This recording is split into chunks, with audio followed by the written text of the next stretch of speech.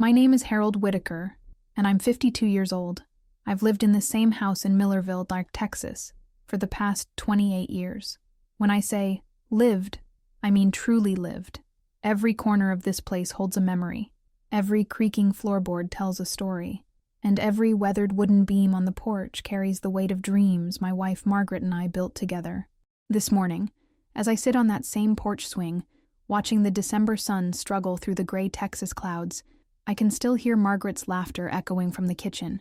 She passed away 3 years ago, but some sounds never leave you. They settle into the walls of your home like dust, invisible but always there, reminding you of what once was and what you've lost. The house isn't much to look at from the outside. It's a modest 2-story structure with white wooden siding that could use a fresh coat of paint. The front porch runs the full width of the house, supported by 4 thick columns that I've repaired more times than I can count. There's a small garden where Margaret used to grow tomatoes and sunflowers, though I haven't had the heart to tend to it properly since she's been gone. The grass in the front yard is patchy in places, and the old oak tree that shades the living room window drops more leaves than I can rake each fall. But to me, this house is everything. It's the culmination of 25 years of backbreaking work on the Henderson Ranch, then another 10 years splitting time between there and the Morrison spread just outside town. Every mortgage payment, every repair, every improvement came from my own 2 hands and the sweat of my brow. When Margaret and I first walked through these rooms back in 1995, they were bare and cold. The previous owners had let the place run down, peeling wallpaper, water stains on the ceiling, a kitchen that belonged in the 1960s. I remember Margaret running her fingers along the windowsill in what would become our bedroom. "Harold," she said, her voice soft with possibility. "I can see us growing old here." Her eyes sparkled the way they did when she was dreaming big dreams. I can see Christmas mornings with children running down these stairs, and Sunday dinners around a big table in the dining room. We were young then. I was 24. She was 22. We'd been married for 2 years, and living in a cramped apartment above Miller's hardware store in town. The rent was cheap, but the walls were thin, and we could hear every argument between the Johnsons next door, every crying baby from the unit below. We dreamed of a place that was truly ours, where we could make as much noise as we wanted, where Margaret could have her garden and I could have a workshop in the garage. The asking price for the house was $48,000. We had saved up $6,000 for a down payment, scraping together every penny from my ranch wages and Margaret's job at the diner. I was making $11 an hour feeding cattle and mending fences for Mr. Henderson, and Margaret brought home maybe $300 a week in tips and wages from serving coffee and pie to truckers and locals. I'll never forget sitting across from Mr. Patterson at the bank, our loan application spread out on his massive wooden desk. He looked over our finances with the careful attention of a man who'd seen too many young couples bite off more than they could chew. "Son," he said, adjusting his reading glasses, "this is a big commitment for folks your age. You sure you can handle a 30-year mortgage on your current income?" I looked at Margaret, who was twisting her wedding ring around her finger, something she always did when she was nervous. Then I looked back at Mr. Patterson and said, "Sir, I've been working since I was 15 years old. I've never missed a day of work, never been late on a payment for anything. My wife here works 6 days a week and never complains. We want this house, and we'll do whatever it takes to make the payments." Margaret reached over and squeezed my hand. "We're not just buying a house, Mr. Patterson," she said. "We're buying our future." He approved the loan, though I suspect it was Margaret's smile more than my earnest speech that sealed the deal. Moving into the house was like Christmas morning every day for the first month. We had so little furniture that our voices echoed in the empty rooms. Our dining room set was a card table and 2 folding chairs. Our living room had a second-hand couch that Margaret covered with a colorful quilt her grandmother had made, and a 13-inch television sitting on a milk crate, but we didn't care. It was ours. Margaret threw herself into making the house a home. She spent her days off stripping wallpaper and painting walls. She learned how to refinish hardwood floors from a library book, and she spent an entire summer on her hands and knees with sandpaper and wood stain, transforming the scarred and stained floors into something beautiful. I'd come home from the ranch, exhausted and covered in dust, to find her sitting cross-legged on the floor with paint streaks in her hair, grinning like she'd just discovered buried treasure. "And look, Harold," she'd say, pointing to a wall she'd been working on. "See how much brighter it is with this cream color instead of that awful brown. It's like opening a window and letting sunshine in." My job was the heavy lifting, literally and figuratively. I replaced sagging joists in the basement, rewired outlets that hadn't been updated since the Johnson administration, and spent countless weekends on the roof, patching leaks and replacing shingles. Every repair was a learning experience. I'd never done much beyond basic maintenance before, but necessity is a powerful teacher. When you can't afford to hire professionals, you become one yourself. The first winter in the house nearly broke us. The heating system was ancient, a coal furnace that had been converted to natural gas sometime in the 1970s. It worked, technically, but it was inefficient and expensive to run. Our utility bills that first December and January were higher than our mortgage payments.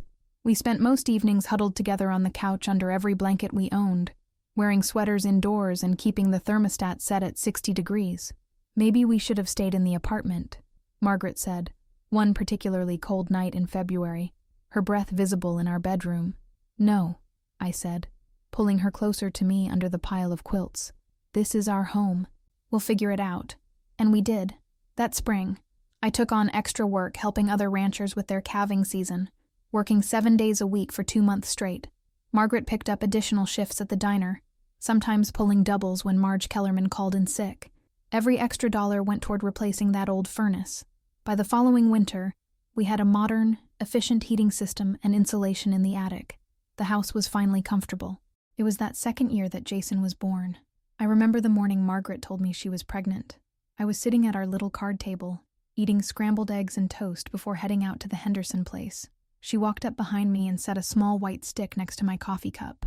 I'd never seen a pregnancy test before, but the 2 pink lines were pretty self-explanatory. "Harold," she said, her voice shaking with excitement and fear, "we're going to have a baby." I stood up so fast I knocked over my chair. I picked her up and spun her around our tiny kitchen, both of us laughing and crying at the same time. "We're going to be parents," I kept saying. "We're going to be parents." The pregnancy wasn't easy. Margaret had morning sickness that lasted all day and well into her second trimester. She couldn't keep much food down, and she lost weight instead of gaining it for the first 4 months. Dr. Henderson, no relation to my boss, put her on bed rest during the last 6 weeks, which meant she had to quit her job at the diner just when we needed the income most. I picked up even more work, helping with hay harvests and fence repairs for anyone who would pay me. There were weeks when I worked 80 hours, coming home so tired I could barely eat dinner before falling asleep on the couch. But every time I walked into our bedroom and saw Margaret lying there with her hands on her growing belly, talking to the baby about the house we were preparing for him, I found new energy. "Your daddy is working so hard to make this place perfect for you," she would whisper to her belly. "This house is going to be full of love and laughter because of him." Jason Robert Whitaker was born on October 15, 1997, at 3:47 in the morning. He weighed 7 pounds, 2 ounces, and had a full head of dark hair just like his mother. When the doctor placed him in my arms for the first time, I understood what people meant when they talked about love at first sight. This tiny, wrinkled little person was my son, and I would have moved mountains to protect him. Bringing him home to our house was magical. Margaret had spent months preparing the smaller upstairs bedroom as a nursery. She'd painted the walls a soft yellow. We didn't know if we were having a boy or girl, and I'd built a crib from plans I found in a woodworking magazine. The room smelled like baby powder and fresh paint and possibility. That first night home, I stood in the nursery doorway watching Margaret nurse Jason in the rocking chair I'd bought at a garage sale and refinished. The late afternoon sun was streaming through the window, casting everything in golden light. Margaret was humming softly, one of those wordless melodies that mothers seem to know instinctively. Jason's tiny hand was wrapped around her finger, and his eyes were closed in perfect contentment. "This is it," I thought to myself. "This is everything I've ever wanted." The early years with Jason were a blur of sleepless nights, diaper changes, and more love than I knew was possible. Margaret quit working to stay home with him, which meant we were living entirely on my ranch wages. Money was tight, tighter than it had ever been, but we made it work. We grew a bigger garden to save on groceries. I learned how to change the oil in our car and do basic repairs to avoid mechanic bills. Margaret made Jason's clothes on her grandmother's old sewing machine, but the house was alive in ways it had never been before. Jason's laughter echoed through the rooms. His toys were scattered across the living room floor. The refrigerator was covered with his artwork from preschool. Every room held evidence of a family growing up together. Jason was a curious, energetic child. By the time he could walk, he was following me around the house and yard, asking endless questions about everything I was doing. "Why are you fixing that fence, Daddy? Where does the water come from when you turn the faucet? Can I help?" He had his mother's bright eyes and infectious smile, but he had my stubborn streak. When he decided he wanted to do something, there was no talking him out of it. At age 4, he announced that he was going to help me repair the front porch steps. I gave him a small hammer and some finishing nails, and he spent an entire Saturday helping by hammering nails into a scrap piece of wood while I did the actual work. Margaret took pictures of us working side by side, both of us serious and focused on our respective tasks. "Look at my boys," she said from the kitchen window. 2 peas in a pod. Those were golden years. Jason started kindergarten at Millerville Elementary, the same school I'd attended 25 years earlier. Margaret volunteered in his classroom and joined the PTA. I coached his Little League team when he was 8 and 9, teaching him and a dozen other boys how to field ground balls and swing for the fences on the dusty diamond behind the school. The house evolved with our family. I built a treehouse in the old oak tree for Jason's 7th birthday. Nothing fancy, just a platform with walls and a roof. But it was his kingdom. He spent entire summer days up there, reading comic books and planning adventures. I added a basketball hoop above the garage door when he showed interest in the sport. Margaret converted part of the basement into a playroom where Jason and his friends could make as much noise as they wanted without disturbing the neighbors. Every improvement, every addition, every repair was an investment in our life together. This wasn't just a house we lived in. It was the foundation of our family's story. But somewhere along the way, things started to change. I can't pinpoint exactly when it happened. It wasn't like a light switch being flipped off, but more like a slow dimming that you don't notice until you're sitting in darkness wondering when the room got so cold. Jason started high school in 2012, and like most teenagers, he became more interested in his friends than his family. That was normal, expected even. Margaret and I gave him space to grow up, to figure out who he was becoming. But there was something else happening beneath the surface, something that took me years to fully understand.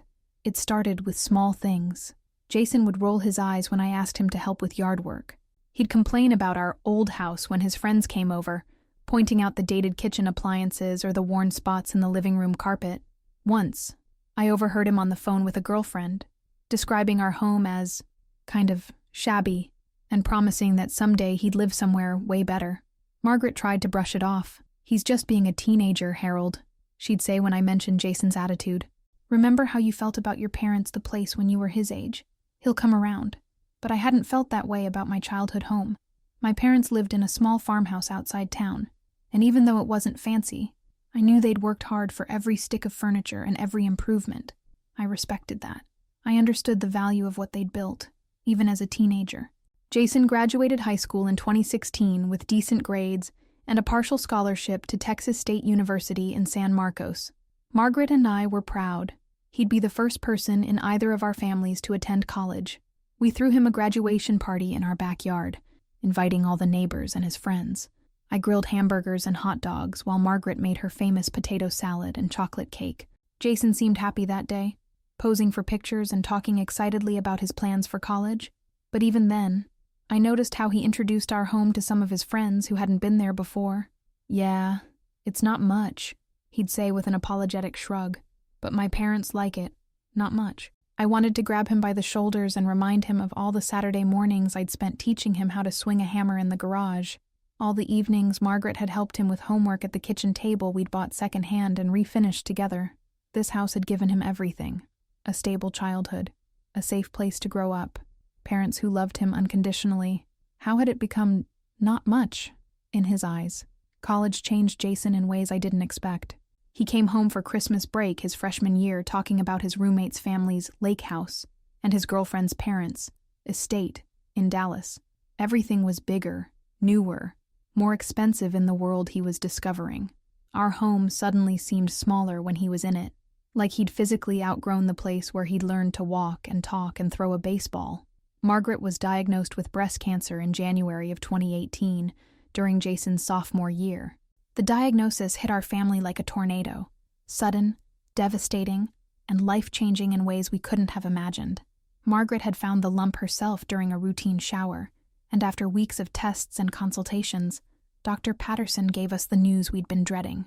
"It's stage 3, he said, his voice gentle but direct. "It's spread to the lymph nodes, but it's still treatable. We'll need to be aggressive, Surgery, chemotherapy, radiation. It's going to be a long fight, but Margaret's strong, and we've caught it before it spread to other organs. I remember driving home from that appointment in complete silence.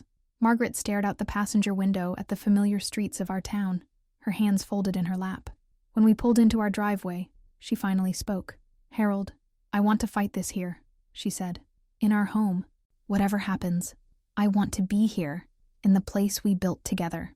The next 2 years were the hardest of my life. Margaret underwent surgery to remove the tumor, followed by months of chemotherapy that left her weak and nauseated.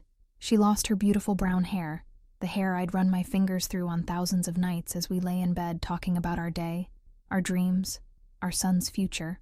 She wore scarves and wigs, but I could see in her eyes how much she missed feeling like herself. I took family leave from the Henderson Ranch to care for her during the worst parts of her treatment. We converted the living room into a makeshift bedroom so she wouldn't have to climb the stairs when she was too weak. I learned how to give her injections, how to help her to the bathroom when she was too dizzy to walk alone, how to hold her head when the nausea overwhelmed her. Jason came home more frequently during this time, which I appreciated. He seemed genuinely concerned about his mother, and Margaret's face would light up whenever he walked through the front door. But even during this crisis, I noticed things that bothered me. He'd complain about sleeping in his childhood bedroom, saying the mattress was uncomfortable and the room was too small. He'd make comments about how depressing the house felt with all of Margaret's medical equipment in the living room. Once, after Margaret had spent a particularly bad night throwing up from her chemo, Jason pulled me aside in the kitchen. "Dad," he said, "maybe Mom would be better off in a real medical facility. I mean, this house isn't really equipped for someone as sick as she is."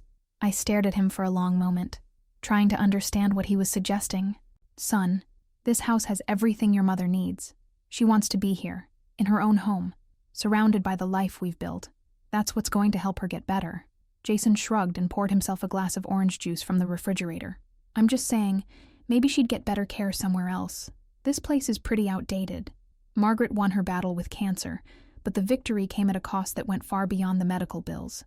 The treatments left her permanently weakened, and she never fully regained her energy or her appetite. She was cancer-free, but she was also fragile in ways she'd never been before. Simple tasks like gardening or cleaning the house exhausted her. She slept more and laughed less. Jason graduated from college in May 2020, right in the middle of the COVID pandemic. There was no traditional graduation ceremony, just a virtual event we watched on our laptop computer in the living room. Margaret had made his favorite dinner, meatloaf and mashed potatoes, and we toasted his achievement with glasses of sweet tea. "I'm so proud of you, son," Margaret said, her voice weak but full of love. "The first college graduate in our family." Jason smiled and thanked us, but I could tell his mind was elsewhere. After dinner, he announced that he'd accepted a job with a marketing firm in Austin and would be moving there within the month. "Austin?" Margaret's face fell. "But that's so far away. We thought you might come back home for a while, help us get back on our feet." "Mom, there's nothing for me here," Jason said, gesturing around the kitchen where he'd eaten thousands of meals, where Margaret had helped him with homework, where I'd taught him how to tie his shoes and ride a bicycle. "I need to start my own life. Austin has opportunities. This place." He trailed off, but his meaning was clear. Margaret cried that night after Jason went upstairs to pack. I held her in our bed, the same bed where we'd made love and planned our future, and worried about mortgage payments and celebrated Jason's first steps. Her body felt so small and fragile in my arms, like she might disappear if I didn't hold her tight enough. "Where did we go wrong, Harold?" she whispered into my chest. "How did we raise a son who sees his home as something to escape from, instead of something to be grateful for?" I didn't have an answer for her then, and I still don't have a good one now. Jason moved to Austin and settled into his new life. He called occasionally, usually on Sundays, and his conversations with Margaret were cheerful but brief. He had an apartment in a trendy part of the city, a job he enjoyed, friends who shared his interests. He was building the life he wanted, and it apparently didn't include much space for the people who'd made that life possible. Margaret's health continued to decline slowly over the next 2 years. The cancer didn't return, but the treatments had weakened her heart and her lungs. She couldn't walk as far as she used to, and climbing the stairs to our bedroom left her breathless. She spent more time sitting on the front porch, wrapped in blankets even on warm days, watching the seasons change in the yard where she'd once tended vibrant gardens. I retired from ranch work in 2021 to care for her full-time. We'd saved enough money over the years to get by, and the house was paid off, so we didn't need much income. I found purpose in taking care of Margaret the way she'd taken care of our family for so many years. I cooked her favorite meals, helped her shower and dress when she was too weak to do it alone, read to her from the romance novels she loved. "Harold," she said one evening, as we sat together on the porch swing, watching the sunset paint the Texas sky in shades of orange and pink, "promise me something." "Anything," I said, meaning it completely. "Promise me you'll stay in this house after I'm gone. Don't let anyone convince you to leave. This place holds our whole life together. Every dream we shared, every sacrifice we made, every moment of joy and sorrow. It's sacred, Harold. It's our legacy." I promised her, though at the time, I couldn't imagine anyone trying to convince me to leave. Where would I go? This house was my life's work, my connection to Margaret, my repository of memories. The idea of living anywhere else seemed impossible. Margaret died on a cold February morning in 2022. She slipped away peacefully in her sleep, and I found her when I brought her coffee and toast, the way I had every morning for the past 27 years. She looked peaceful, almost like she was just sleeping deeply, but when I touched her hand, it was already cool. The funeral was small but meaningful. The whole town seemed to turn out to pay their respects to a woman who'd served coffee to 3 generations of families, who'd volunteered at the school and the church, who'd fought cancer with grace and dignity. Jason came home for the service, of course, and he seemed genuinely grief-stricken. He delivered a beautiful eulogy about his mother's love and strength, but even at his mother's funeral, I noticed things that troubled me. Jason kept checking his phone during the visitation. He complained about having to stay at the house instead of a hotel, saying the Wi-Fi was too slow and there wasn't enough hot water for long showers. When neighbors brought food and flowers, he seemed impatient with their condolences and eager to wrap up the conversations.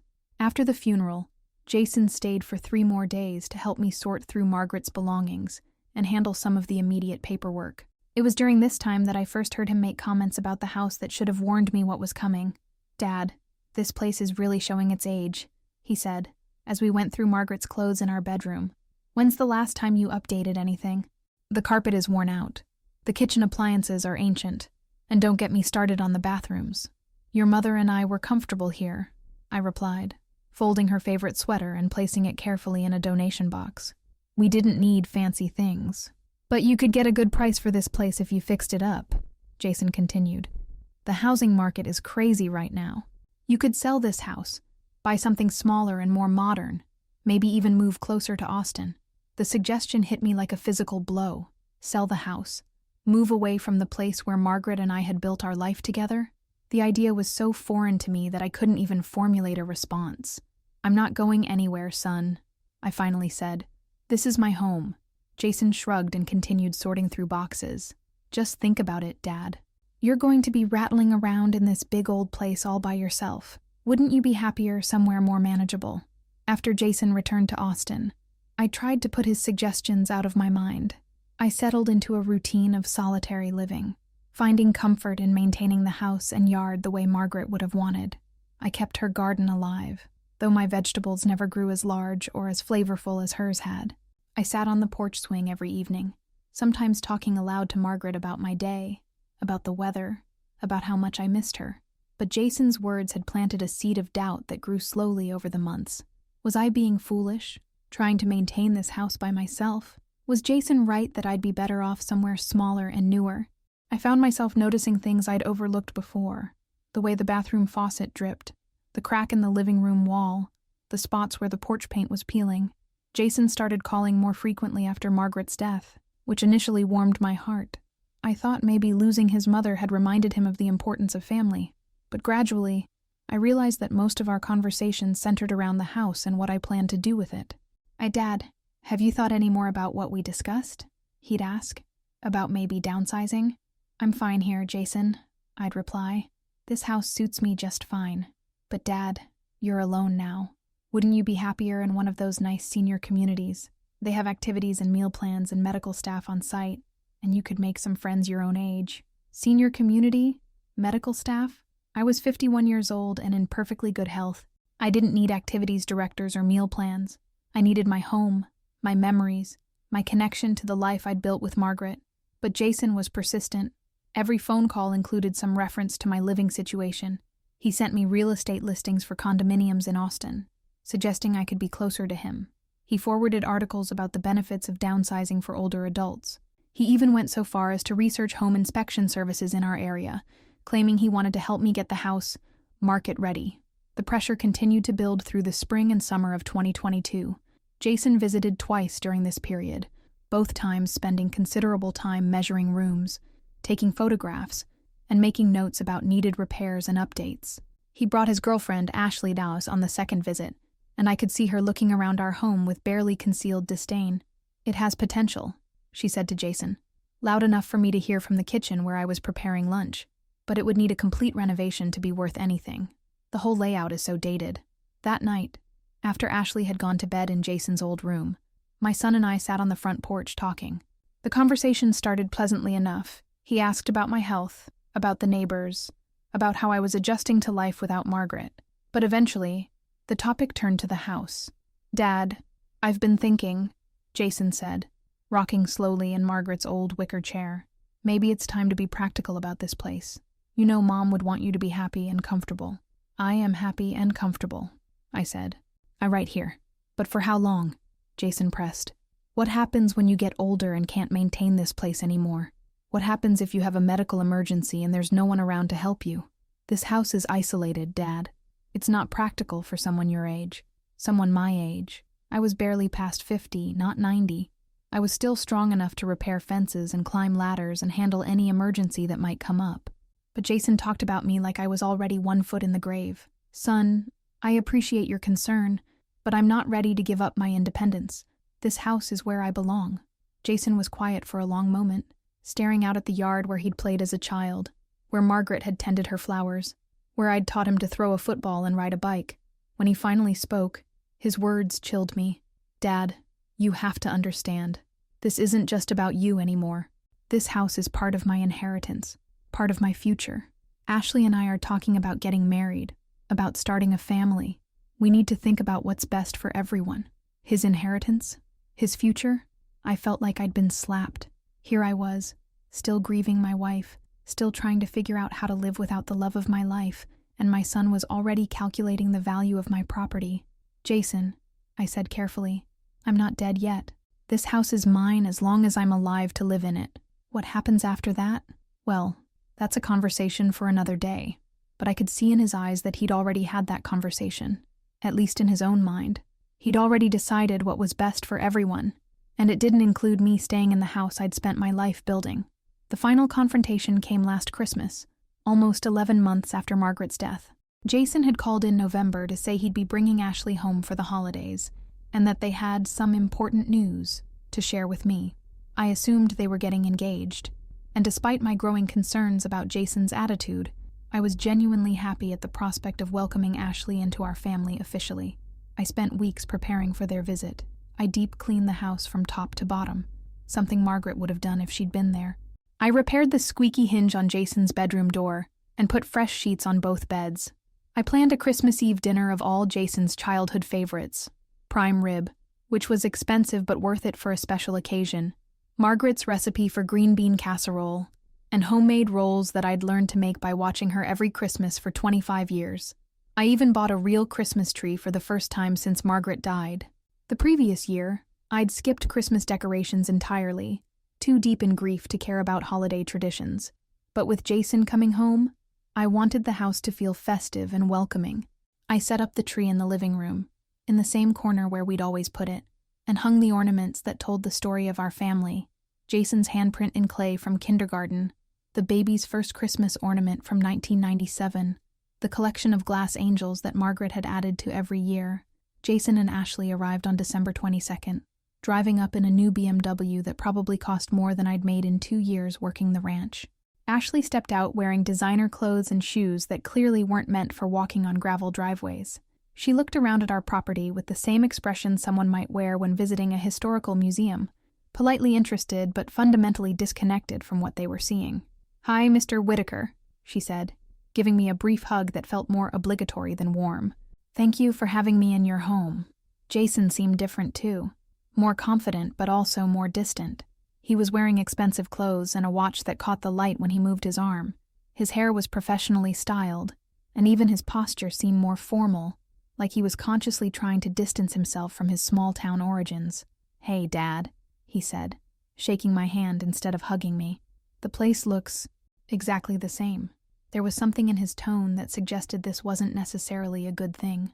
The first couple of days were pleasant enough on the surface. We made small talk over meals, and I showed Ashley around town, pointing out the school Jason had attended and the field where he'd played Little League. She was polite but seemed eager to get back to the house, complaining about the cold and the wind. Jason spent a lot of time on his phone, taking calls from work and checking emails, even though he'd claimed this was supposed to be a vacation. But I could feel an undercurrent of tension, like the atmospheric pressure before a thunderstorm. Jason and Ashley would have quiet conversations that stopped when I entered the room.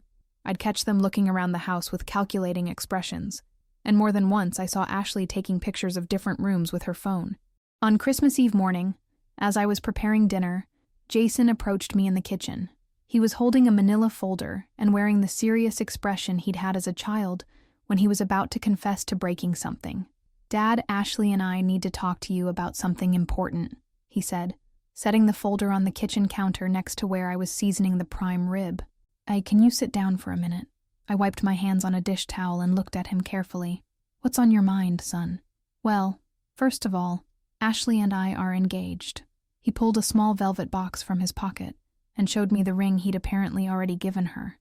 It was impressive, a large diamond surrounded by smaller stones, the kind of ring that probably cost several months of my Social Security payments. "Congratulations," I said, and I meant it. Despite my reservations about Ashley, I wanted Jason to be happy. "When's the wedding?" "That's what we need to discuss," Jason said, opening the manila folder. "Ashley and I have been looking at venues, and the places we like are pretty expensive. Her parents are helping, but we need to come up with our share of the costs, plus money for a down payment on a house." He pulled out several sheets of paper from the folder, printouts from real estate websites, what looked like financial statements, and documents I couldn't immediately identify. "Dad, we think it's time to sell this house," Ashley said, speaking for the first time since Jason had started this conversation. She'd appeared in the kitchen doorway, and now she moved to stand beside Jason, presenting a united front. "You don't really need all this space, and the market value has gone up significantly in the past few years." I felt like the air had been knocked out of my lungs. "Sell the house?" I managed to say.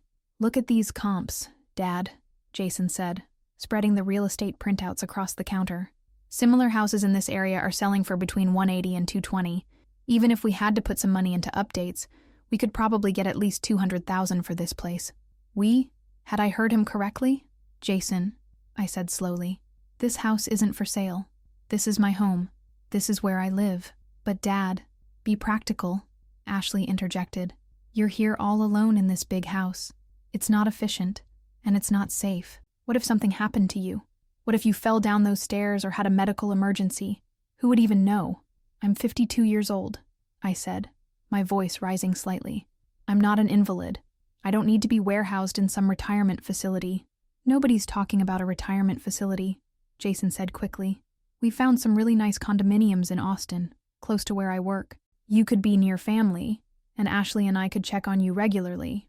Look at this one." He pulled out another printout, showing a modern apartment complex with a swimming pool and fitness center. "You could sell this place, buy a condo, and still have money left over for your retirement," Ashley added. "It's a win-win situation." I stared at both of them, trying to process what I was hearing. They had clearly spent considerable time researching this plan, working out the financial details, even finding me alternative living arrangements, all without bothering to ask if this was something I wanted. "And what's in this for you?" I asked Jason directly.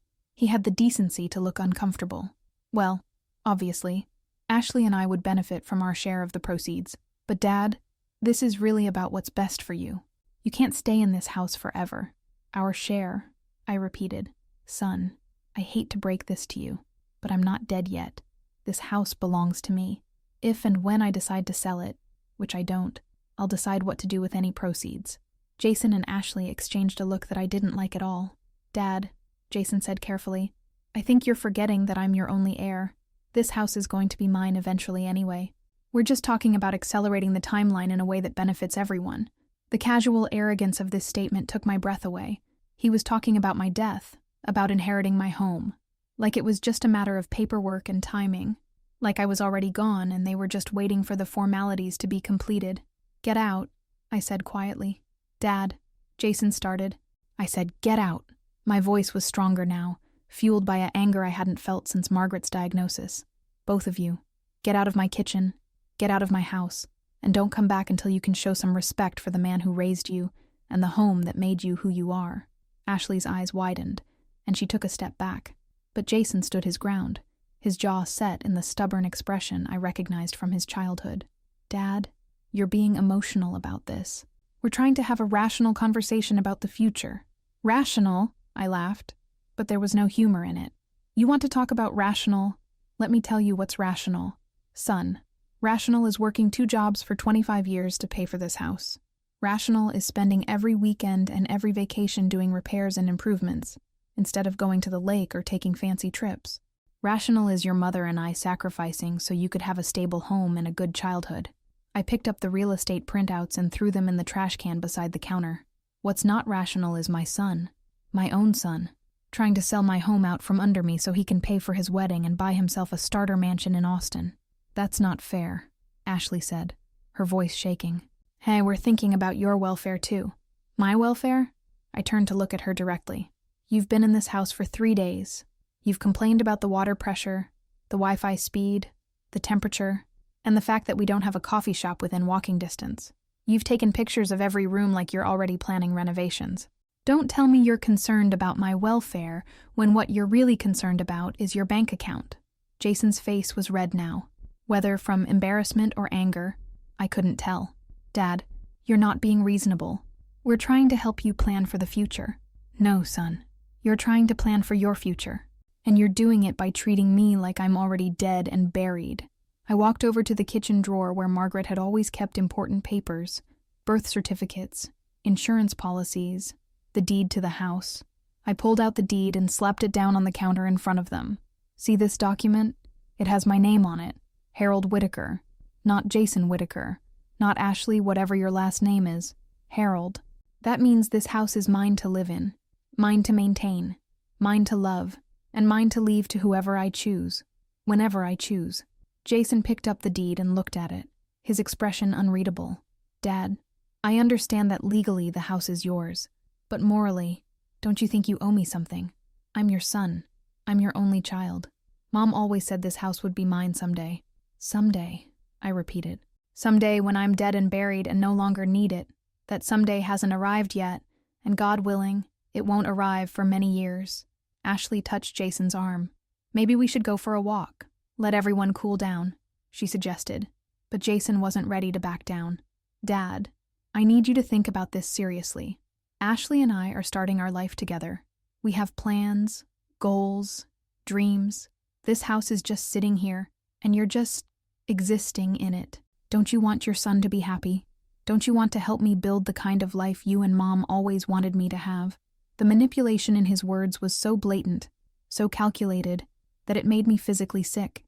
He was using my love for him, my memories of Margaret, as weapons to get what he wanted. "The kind of life your mother and I wanted you to have," I said slowly, "was built on values like respect, gratitude, hard work, and family loyalty. We wanted you to understand that everything worth having requires sacrifice and patience. We wanted you to appreciate what you've been given instead of always focusing on what you think you deserve." I looked around the kitchen where we were standing, the same kitchen where Margaret had taught Jason to crack eggs and flip pancakes, where we'd helped him with homework at the scarred wooden table, where we'd celebrated every birthday and holiday and achievement of his childhood. "This house isn't just an asset to be liquidated, Jason. It's the foundation of everything good in your life. It's where you learned to walk and talk and read. It's where your mother nursed you through every fever and scraped knee. It's where I taught you how to tie your shoes and throw a curveball and change a tire." Jason's expression softened slightly, and for a moment I thought maybe I was getting through to him. "But Dad," he started. "But nothing," I interrupted. "You want to know what your mother and I really wanted for you. We wanted you to be the kind of man who would honor his parents, who would appreciate the sacrifices made on his behalf, who would understand that a home isn't valuable because of its market price, but because of the love that built it. I took the deed back from Jason and held it against my chest. This house will be yours someday, son, but not today. Today, it's mine. And as long as I'm alive and capable of living in it, that's where I'll be. The three of us stood in the kitchen in tense silence for what felt like hours, but was probably only a few minutes. Finally, Ashley spoke. Jason, maybe your father needs some time to think about this. We could table the discussion for now and talk about it again later. Table the discussion? Like we were negotiating a business deal instead of talking about my home, my life, my right to live where I chose. There's nothing to table, I said firmly. The discussion is over. This house is not for sale. Not now, not in the foreseeable future. If you can't accept that, then maybe you should reconsider your holiday plans. Jason stared at me for a long moment, and I could see him weighing his options. Part of me hoped he would apologize, that he would recognize how hurtful and presumptuous he'd been. Part of me hoped he would remember the man I'd tried to raise him to be. Instead, he straightened his shoulders and looked me directly in the eye. Dad, he said, his voice cold and formal, I think you're making a mistake. But if that's your final decision, then Ashley and I will respect it. For now. For now? What did that mean? They left the kitchen without another word, and I heard them going upstairs to Jason's room. Within an hour, they had packed their bags and loaded the BMW. Jason came downstairs alone to say goodbye. We're going to drive back to Austin tonight, he said, not quite meeting my eyes. Tell everyone we said Merry Christmas. Jason, I said, it doesn't have to be like this. You're always welcome in this house, but you have to respect that it's my house. He nodded, but I could tell he wasn't really listening. I'll call you next week, Dad. Maybe we can talk when we've both had time to cool off. I watched from the front porch as they drove away, their taillights disappearing into the cold December darkness. The Christmas tree lights were twinkling in the living room behind me, but the house felt emptier than it ever had, even in the months right after Margaret died.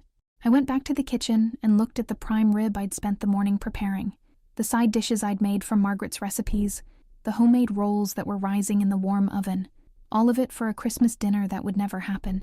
That night, I sat alone at the kitchen table and ate a plate of Christmas Eve dinner, thinking about the conversation that had just destroyed my relationship with my only child.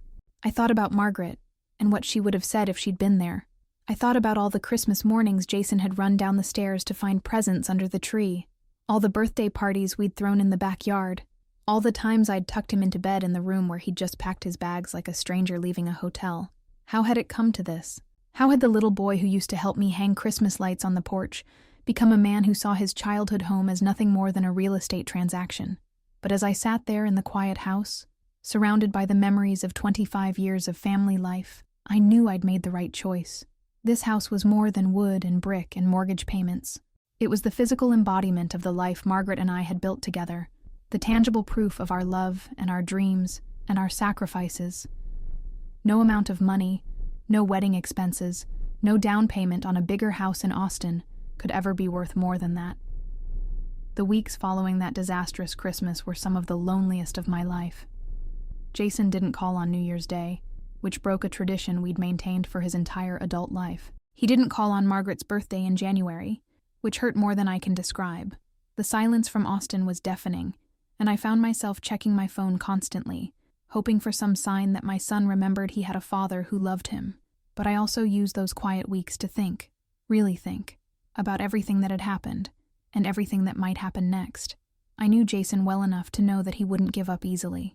He'd gotten an idea in his head about selling the house, and his fiancée was clearly pushing him toward more aggressive action. They would be back, in one form or another. It was during this time of reflection that I remembered something I'd put out of my mind years ago, a conversation I'd had with Margaret during her final weeks, when the cancer had weakened her body but left her mind sharp and clear. "Harold," she'd said one evening as we sat together on the porch swing, wrapped in blankets against the February cold, "there's something I need to tell you about the house. Something I should have mentioned years ago, but the time never seemed right." I'd been focused on her breathing, which had become labored that day, and I thought she was just making conversation to distract herself from the pain. "What about the house?" I'd asked, adjusting the blanket around her shoulders.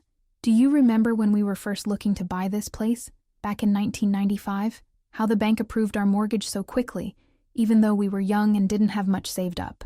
I remembered Mr. Patterson at the bank, how surprisingly easy the approval process had been.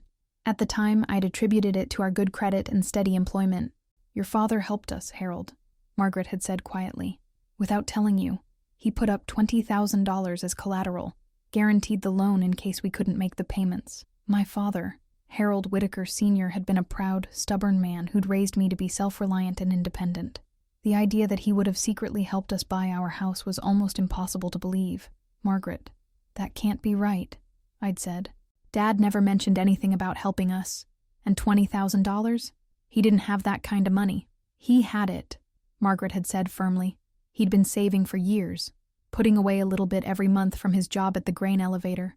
He told me he wanted to help his son get started in life, but he knew you were too proud to accept charity." She'd reached into her robe pocket and pulled out a folded piece of paper, a promissory note written in my father's careful handwriting, dated March 15th, 1995. "He made me promise not to tell you until after he was gone," Margaret had continued.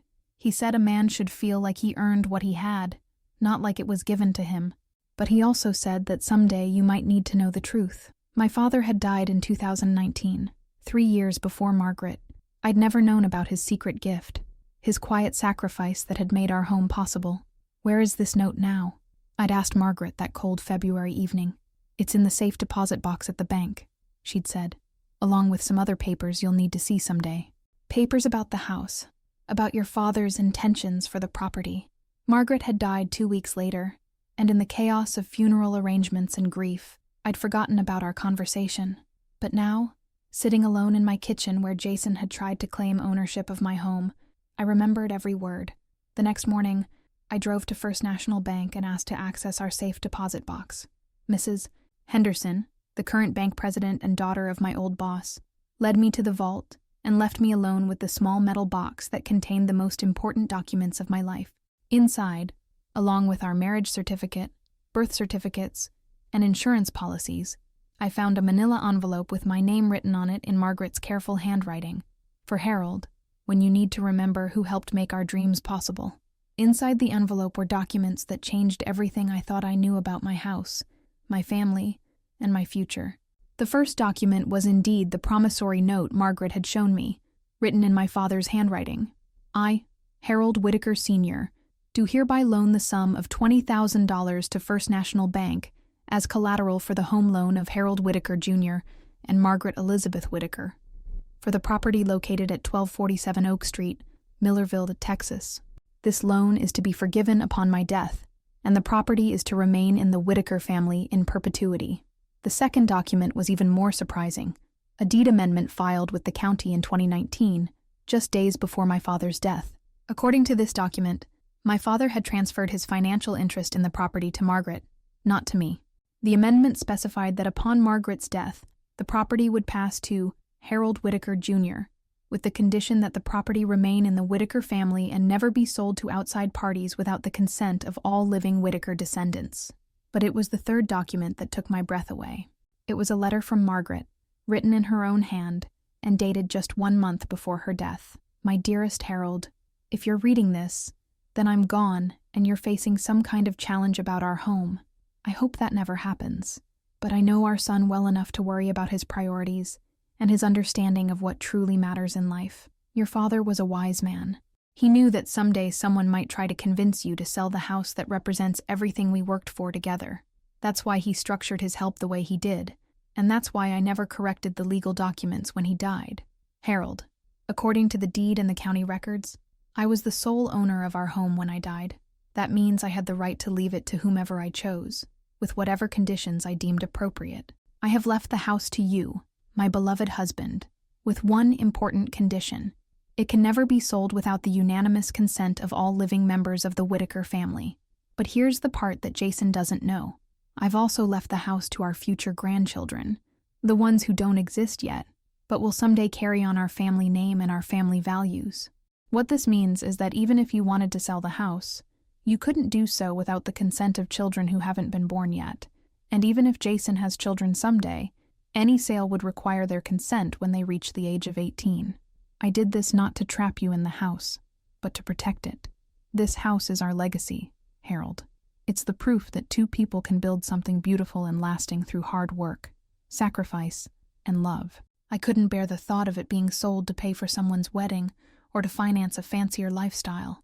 You have every right to live in that house for the rest of your life. Jason has no legal claim to the property while you're alive, and even after you're gone, he can't sell it without meeting conditions that may be impossible to fulfill. I hope you never have to use this information. I hope our son grows up to appreciate what we built for him. But if he doesn't, if he tries to force you out of your own home, then you have the power to stop him. Love always. Margaret P. S. There's one more document in this envelope, a letter I wrote to Jason, to be opened only if he continues to pressure you about the house. Sometimes a mother's words carry weight that a father's cannot. I sat in that small, windowless room at the bank and cried harder than I had since Margaret's funeral. My wife, even in her final weeks, had been thinking about protecting me, protecting our home, protecting the life we'd built together. She'd known our son better than I wanted to admit, and she'd taken steps to ensure that my rights and my dignity would be preserved. The fourth document was indeed a sealed letter addressed to Jason, with instructions written on the outside, to be opened only if Jason attempts to force his father from the family home. I drove home with these documents secure in a new manila folder, my mind racing with the implications of what I'd discovered. I wasn't just a stubborn old man clinging to a house that was too big for him. I was the rightful owner of a property that had been protected by the foresight and love of 2 generations of my family. But more than the legal implications, I was overwhelmed by the evidence of how much my father and my wife had loved me. My father had quietly sacrificed his life savings to help me buy my first home, never asking for recognition or gratitude. Margaret had spent her final weeks worrying about my future and taking steps to protect me from the very scenario that had unfolded at Christmas. I thought about Jason and Ashley in their expensive car, driving back to Austin with their elaborate plans for selling my house and financing their lifestyle. They had no idea what they were up against. They had no idea that the old man they were trying to manipulate had the full force of the law on his side. But I also realized something else as I sat in my quiet kitchen that afternoon. I didn't want to win this battle with legal documents and technical ownership rights. What I really wanted was my son back. I wanted the little boy who had helped me build the treehouse, who had sat beside me on the porch swing listening to his mother's stories, who had once been proud to call this house his home. The question was whether that boy still existed somewhere inside the man who had looked me in the eye and claimed ownership of my life's work. Over the next few weeks, I waited for Jason to call. Margaret's letter had mentioned that sometimes a mother's words carry more weight than a father's, and I found myself hoping that maybe time and distance would help Jason remember the values we'd tried to teach him. But the call that came in mid-February wasn't from Jason. It was from a lawyer. Mr. Whitaker, my name is David Thompson, and I represent Jason Whitaker in regard to the property at 1247 Oak Street. I'm calling to discuss a potential resolution to the disagreement you had with my client over the holidays. My son had hired a lawyer. My own son was taking legal action to try to force me out of my home. Mr. Thompson, I said, keeping my voice steady. I'm not sure what your client told you, but there's no disagreement about this property. It's my house. It's in my name, and I live in it. End of discussion. I understand your position, Mr. Whitaker, but my client believes there may be some confusion about the ownership status of the property. He's asked me to research the deed history and the terms of his mother's will. He's concerned that you may not fully understand your legal obligations regarding the estate. My legal obligations? Jason was claiming that I didn't understand my own legal situation. Mr. Thompson, I think there's been a misunderstanding. Perhaps you should do that research you mentioned. When you're finished, please call me back and we can discuss what you found. I hung up the phone and sat down at my kitchen table with Margaret's letter in front of me. My son wasn't just trying to manipulate me emotionally anymore. He was trying to use the legal system to take my home away from me. It was time to stop hoping that the little boy I'd raised would remember his values and start protecting myself from the man he'd become. I called a lawyer of my own. Attorney Sarah Mitchell had handled Margaret's will and my father's estate. She was a young woman, probably close to Jason's age, but she had a reputation for thoroughness and integrity. When I explained the situation to her, she asked me to bring in all the documents from the safe deposit box.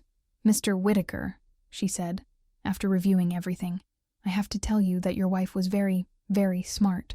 This deed structure makes it virtually impossible for anyone to force a sale of this property without your consent.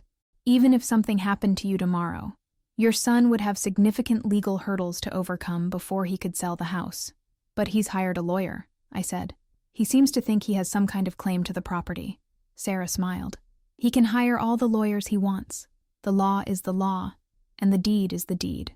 This house is yours, Mr. Whitaker, and it will remain yours as long as you want it to be. She leaned back in her chair and studied the documents again. Your wife really loved you, didn't she? And she really understood what this house meant to you. She did, I said, feeling that familiar ache of missing her. She always understood me better than I understood myself. Well, she certainly understood legal property rights. This is some of the most ironclad estate planning I've ever seen. Your son doesn't have a leg to stand on. I left Sarah's office feeling more confident than I had in months. I had the law on my side, I had the right on my side, and I had the love of 2 generations of my family protecting me.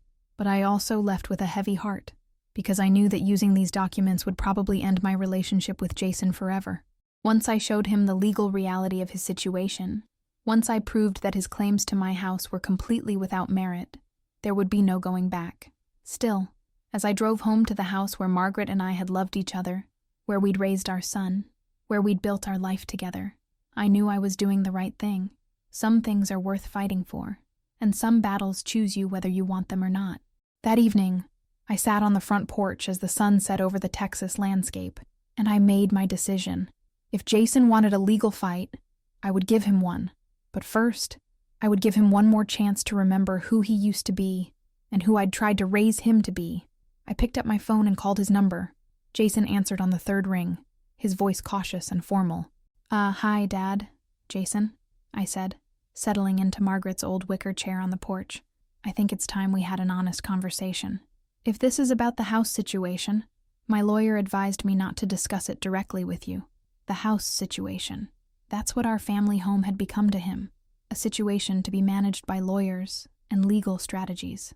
Son, I'm not calling to negotiate or argue. I'm calling because I love you, and I want you to come home. There was silence on the other end of the line, and for a moment, I wondered if he'd hung up. Dad, he finally said, his voice softer than it had been since Christmas. I love you too, but we can't keep having the same fight over and over. You have to understand my position. I do understand your position, Jason. Better than you think, but I want you to understand mine too. Can you come home this weekend? Just you, not Ashley, not your lawyer. Just my son coming home to talk to his father. Another long pause. Dad, I don't think that's a good idea. Things got pretty heated last time. They did, I agreed, and I take responsibility for my part in that. But Jason, there are some things about this house, about our family, that you don't know. Things that might change how you see the situation. I could hear him breathing, thinking. Finally, he said, What kind of things? The kind of things that need to be discussed face to face, in the house where you grew up. Will you come home, son? One last time? One last time. Dad, what does that mean? It means after this conversation, you'll have all the information you need to make your own decisions about our relationship and your future. But I want you to have that information before you make any irreversible choices. Jason was quiet for so long that I started to think the call had dropped. Finally, he spoke. Okay, Dad.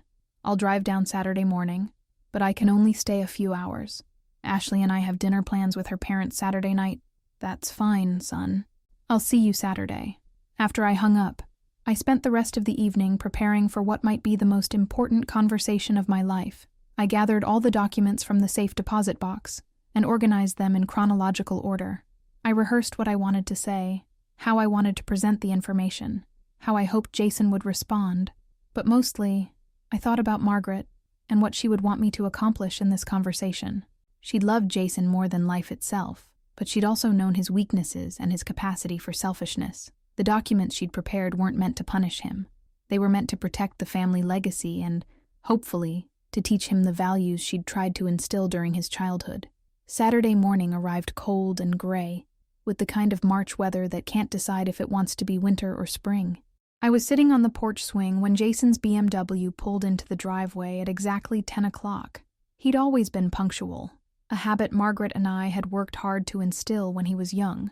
He walked up the front steps looking like he was approaching a business meeting rather than his childhood home. He was wearing expensive jeans and a sweater that probably cost more than I'd spent on clothes in the past year. His hair was perfectly styled, and he moved with the confident posture of a successful young professional. But when he looked at me sitting on the porch swing where his mother used to read him stories, I saw a flash of something vulnerable in his eyes. Maybe uncertainty, maybe regret, maybe just the muscle memory of being someone's beloved child. "Hi, Dad," he said, stopping at the top of the steps. "Hello, son. Come sit with me for a minute before we go inside." He hesitated, then sat down on the porch swing beside me. For a moment, we rocked gently in the silence, looking out at the yard where he'd played as a child, where Margaret had tended her gardens, where I'd taught him to throw a football and ride a bike. "It's been a hard winter," I said finally. "I've missed you." "I've missed you too, Dad. But this whole situation, I know, and I understand why you're frustrated. But Jason, before we talk about the house or money or lawyers, I need to ask you something." He turned to look at me, his expression guarded. "When you think about this house, when you remember growing up here, what do you see?" Jason was quiet for a moment, his eyes scanning the familiar landscape. I remember being happy here when I was little. I remember feeling safe. I remember Mom making breakfast in the kitchen and you teaching me to use tools in the garage. Do you remember being proud of this place? Proud that it was yours? That it was home?" "Yes," he said quietly. "When I was young, I thought it was the best house in the world." "What changed?" Jason sighed and ran his hand through his hair. "I grew up, Dad. I saw other places, better places. I realized that this house it's small and old and needs a lot of work. It's not the kind of place Ashley and I want to raise our kids. And that's fine, son. You have every right to want something different for your family. But this house being different from what you want doesn't make it worthless. And it doesn't give you the right to take it away from me. Dad, I'm not trying to take anything away from you. I'm trying to help you make a smart financial decision." I stood up from the swing and walked to the porch railing, looking out at the old oak tree where I'd built his treehouse, now empty and weathered but still standing strong. "Jason, let me tell you what I've learned over the past few months. Come inside. There are some things I need to show you." We walked into the living room, where I'd arranged the documents from the safe deposit box on the coffee table. Jason looked at the papers with curiosity and, I thought, a little apprehension. "Sit down, son." He settled into the chair where he'd always sat as a child to watch television, while I took my usual spot on the couch where Margaret and I had spent thousands of evenings together. "Jason, what do you know about how your mother and I were able to buy this house? You saved up for a down payment and got a mortgage from the bank. You worked hard and paid it off over the years." "That's what I thought too, until a few weeks ago. I picked up the promissory note written in my father's handwriting. Your grandfather, my father, secretly put up $20,000 as collateral for our mortgage. Without that money, we never would have qualified for the loan. Without your grandfather's help, there would be no house for you to want to sell." Jason's eyes widened as he read the document. "Grandpa did this, but he never said anything. He made your mother promise not to tell me until after he was dead. He said a man should feel like he earned what he had, not like it was given to him." I handed Jason the deed amendment filed just before my father's death. "When your grandfather died, he transferred his interest in the house to your mother, not to me, and your mother. Your mother was much smarter than either of us realized." Jason read through the deed amendment, his brow furrowed with concentration. "I don't understand what this means. It means your mother legally owned this house when she died, and it means she had the right to leave it to whoever she wanted, with whatever conditions she wanted." I handed him Margaret's letter, watching his face as he read his mother's words, explaining her reasoning and her legal strategy. As Jason read, his expression changed from confusion to surprise to something that might have been shame. When he finished, he looked up at me with eyes that reminded me of the little boy who used to confess to breaking windows or tracking mud through the house. "Dad, I don't understand. If Mom owned the house, and she left it to you with all these restrictions, what does that mean for me?" "It means, son, that you have no legal claim to this property while I'm alive. None. And even after I die, you can't sell it without meeting conditions that may be impossible to fulfill." Jason stared at the documents spread across the coffee table. "But I'm your only child. I'm your heir. You are my heir, Jason.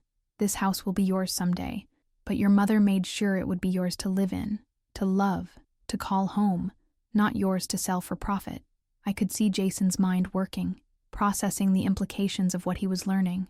The house he'd been counting on as his financial windfall, the asset he'd planned to liquidate to fund his lifestyle, was legally protected from exactly that kind of exploitation.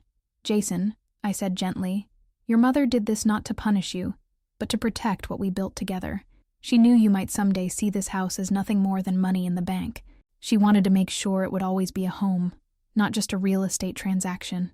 Jason set down the letter and looked around the living room, at the family photos on the mantelpiece, at the worn spots on the carpet where he'd played as a child, at the corner where we'd always put the Christmas tree. Dad, I had no idea. I thought Mom left everything to you in a regular will. I thought when you died, I would just inherit everything normally. Your mother was protecting both of us, son. She was protecting me from being forced out of my home, and she was protecting you from making a decision you might regret for the rest of your life. I picked up the final document, the sealed letter addressed to Jason. Your mother also wrote you a letter, to be opened only if you continued to pressure me about the house. I was hoping I wouldn't have to give this to you, but after you hired a lawyer, Jason's face reddened. Dad, about the lawyer. I was frustrated, and Ashley thought, open the letter, son. Jason broke the seal with shaking hands and unfolded the single sheet of paper covered in his mother's familiar handwriting. As he read, I saw tears forming in his eyes. Margaret's letter to Jason was brief, but powerful. My dearest Jason, if you're reading this, it means you've forgotten the most important lessons your father and I tried to teach you. You've forgotten that a home is more than a building. It's the foundation of everything good in your life. You've forgotten that your parents are not obstacles to your dreams, but the people who made those dreams possible. You've forgotten that respect and gratitude are more valuable than money, and that some things should never be for sale. I pray that reading these documents will remind you of who we raised you to be. I pray that you'll remember the little boy who was proud to call this house his home, who understood that everything in it was built with love and sacrifice.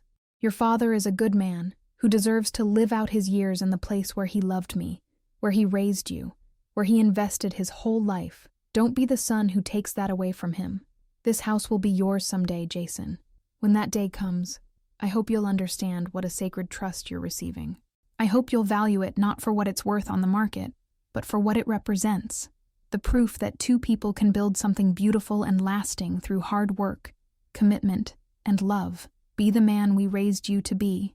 Love always. Mom. By the time Jason finished reading, he was crying openly. He set the letter down on the coffee table and buried his face in his hands. Dad, he said, his voice muffled and broken. I'm so sorry. I'm so sorry. I moved from the couch to kneel beside his chair, putting my hand on his shoulder the way I had when he was a child and needed comfort. Son, I know you're sorry, and I forgive you, but you need to understand something. I didn't show you these documents to win an argument or to prove you wrong. I showed them to you because I want my son back. Jason looked up at me with red eyes and a tear-streaked face. Dad, I don't know how I became this person. I don't know when I started seeing dollar signs instead of memories. Ashley and I, we got so caught up in planning our future that we forgot to respect our past. Growing up means making choices, Jason.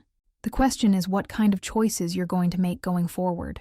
Jason wiped his eyes and looked around the room again, but this time I could see him really seeing it, not as outdated decor and inefficient use of space, but as the place where his family had loved him unconditionally for 25 years. Dad, what can I do to make this right? How can I earn your forgiveness? You already have my forgiveness, son. You've had it all along. What you need now is to forgive yourself and remember who you are. Jason stood up and walked to the mantelpiece, picking up a photo of our family from his high school graduation, him in his cap and gown, standing between Margaret and me in front of this very house. We look so happy here, he said quietly. We were happy, Jason, and we can be again, if you want that. He turned to face me. Dad, I need to call off the lawyer.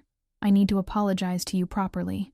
And I need to have a serious conversation with Ashley about what really matters in life. What about your wedding expenses? Your down payment on a house in Austin? Jason managed a small smile. We'll figure it out the way you and Mom did, through hard work and saving and maybe accepting that we don't need everything we think we want. I stood up and walked over to my son, this young man who had broken my heart and was now trying to put it back together. Jason, I want you to know that when the time comes, many years from now, God willing, this house will be yours, not to sell, but to live in, to love, to pass on to your children. It's your inheritance, but more than that, it's your legacy. Jason hugged me. Then, really hugged me, for the first time since he'd been home for Christmas. It was the kind of hug that said everything that needed to be said about forgiveness and family and coming home. "Dad," he said, as we held each other in the living room where he'd taken his first steps, "I want to bring Ashley here again. I want to show her what you showed me today. I want her to understand what this place really means. She's welcome anytime, son.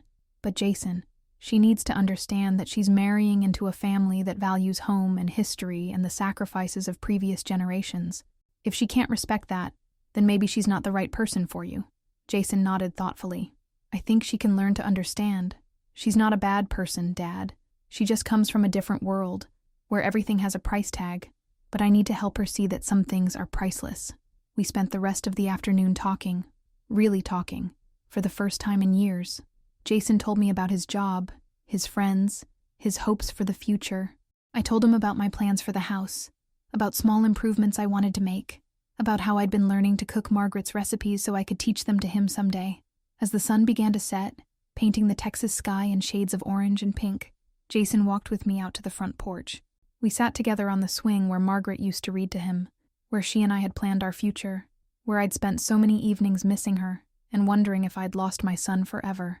"Dad," Jason said as we rocked gently in the evening air, "I'm going to cancel that dinner with Ashley's parents tonight. I want to stay here, in my old room, and wake up in this house tomorrow morning. It's been too long since I've been home." I felt tears in my eyes, but they were good tears this time, tears of relief and joy and gratitude. "Your room is exactly the way you left it, son. It's always ready for you to come home." That night, as I lay in the bed I'd shared with Margaret for 25 years, I could hear Jason moving around upstairs in his childhood bedroom. I could hear the old floorboards creaking under his feet, the same sounds I'd listened to when he was a teenager getting ready for school or coming home from dates. But tonight, those sounds meant something different. They meant my son had come home. They meant he remembered who he was and where he came from. They meant the little boy who'd helped me build a treehouse and learn to tie his shoes at the kitchen table was still alive inside the successful young man he'd become. Margaret had been right about so many things. She'd been right to protect this house with legal safeguards that even I hadn't fully understood. She'd been right to trust that Jason would eventually remember the values we'd tried to teach him. And she'd been right that love and forgiveness and family are worth more than any amount of money. The next morning, Jason came downstairs early and made coffee the way Margaret had taught him when he was 12 years old. We sat together at the kitchen table, the same table where he'd done homework, where we'd celebrated birthdays, where we'd had the fight that almost destroyed our relationship. "Dad," he said, stirring sugar into his coffee, "I have something to tell you. Last night, I called Ashley and explained everything. About the documents, about Mom's letter, about what this house really means to our family. How did she take it?" Jason smiled ruefully. "Not well, initially. She accused me of letting you manipulate me with emotional blackmail. But then I told her about Grandpa's sacrifice, about Mom's wisdom, about the values you and Mom tried to instill in me. I told her that if she couldn't respect my family's legacy, then maybe we needed to reconsider our future together. And she asked for time to think. She said she needed to understand why a house would be more important to me than our financial goals. I told her it's not about the house being more important than money. It's about understanding that some things shouldn't have a price tag." I reached across the table and squeezed my son's hand. "I'm proud of you, Jason. That couldn't have been an easy conversation." It wasn't. But Dad, it was the right conversation. And if Ashley can't accept that this house is part of who I am, part of where I come from, then she's not the right person for me to build a future with. Jason stayed until late afternoon, helping me with some minor repairs around the house and talking about his plans for the future. Before he left, he walked through every room, looking at family photos and touching familiar objects like he was reacquainting himself with his own history. Dad," he said, as we stood in the doorway of his childhood bedroom, "I want to bring my children here someday. I want them to play in that treehouse and learn to ride bikes in the driveway and help you in the garden. I want them to know where they come from. They'll always be welcome here, son. This will always be their home, too." As I watched Jason drive away that afternoon, I felt a peace I hadn't experienced since Margaret's death. My son had come home, not just to the physical house, but to the values and the love that had built it. He understood now that he wasn't just inheriting a property, he was inheriting a legacy of sacrifice, commitment, and the belief that some things are sacred. 2 weeks later, Jason called to tell me that he and Ashley had broken up. She couldn't understand why he would choose family loyalty over financial opportunity, and he couldn't marry someone who didn't respect the people who had made his life possible. "I'm sorry it didn't work out with Ashley," I told him. "I'm not," Jason replied. "Dad, I want to find someone who will love this house the way Mom did, who will see it as a privilege to be part of the Whitaker family legacy." Ashley wasn't that person. 6 months later, Jason brought home a new girlfriend, a teacher named Sarah who grew up on a farm outside Dallas. When I showed her around the house, pointing out the improvements Margaret and I had made over the years, she listened with genuine interest and appreciation. "Mr. Whitaker," she said as we stood in Margaret's old garden, which I'd been slowly bringing back to life, "Jason told me about the sacrifices you and his mother made to build this home. I can feel the love in every room. You should be very proud of what you've accomplished here." That evening, as the three of us sat on the front porch watching the sunset, I knew that Margaret would have approved. Sarah understood what this house represented, what it meant to be entrusted with a family's history and dreams. As I write this story, it's been 2 years since that terrible Christmas confrontation that almost destroyed my relationship with my son. Jason visits regularly now, sometimes bringing Sarah, sometimes coming alone to help with projects around the house or just to sit on the porch and talk about life. He's learned to see this house not as a burden or an outdated relic, but as the foundation of everything good in his life. He understands now that when his time comes to inherit this property, he'll be receiving something far more valuable than real estate. He'll be receiving the proof that love and commitment can create something lasting and beautiful. The house still needs work. The porch could use fresh paint, and the kitchen appliances are showing their age. But every repair, every improvement is an investment in the future. Not financial future, but the future of family, of memory, of the understanding that some things should never be for sale. Margaret was right about so many things. She was right that this house is our legacy. She was right that it should be protected from those who would see it only as a commodity. And she was right that love and forgiveness can overcome even the deepest disappointments. Today, as I sit on this same porch swing where Margaret and I planned our dreams, where I feared I might spend the rest of my life alone, I'm surrounded by the evidence of those dreams fulfilled. My son has come home, not just to visit, but to reclaim his identity as a member of a family that understands the value of sacrifice, commitment, and the belief that the best things in life are built, not bought. This house will stand long after I'm gone. It will shelter Jason's children and their children, serving as a reminder that 2 young people with more love than money can create something precious and permanent. It will continue to be a home, not because of its market value or its modern conveniences, but because it was built on the foundation of everything that truly matters. That's my story from Texas. That's how I learned that home isn't a place you own. It's a place that owns you, in the best possible way. It's the physical embodiment of every dream you've dared to dream, every sacrifice you've been willing to make, every moment of joy and sorrow that has shaped your life. And sometimes, when the people you love most forget the value of what they've been given, you have to fight to protect it.